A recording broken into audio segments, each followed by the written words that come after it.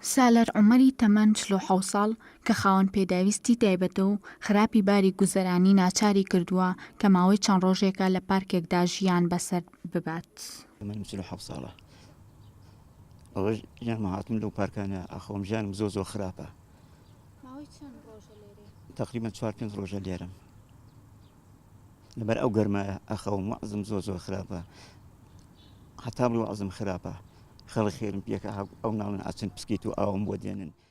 سالاری خاوەن پێداویستی تایبەت باس لەوە دەکات کە بەهۆی گیرفان بەتاڵی و نەبوونی لانەیەکی تایبەت کە تێیدا ژیان بەسەر بەرێت بۆیە ناچار بۆ شەو ڕۆژ لەم پارکەدا بەڕێ بکات.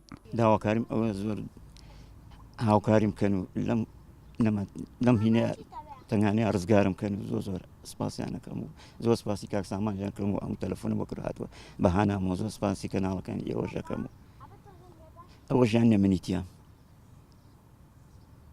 وەزم زۆر خراپە، یعنی وام لێ هاتووە وام لاتۆیتر خۆم نەجادەم و تەواو لێبمەوە وەزم زۆر خراپم.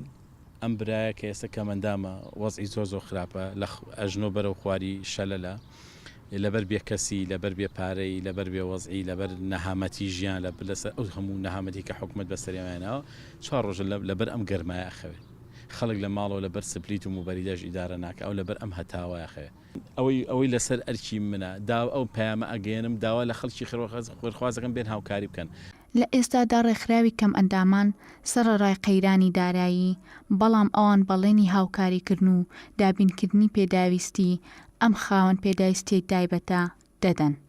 هێژین لەتیف، گەلی کوردستان، سلێمانی.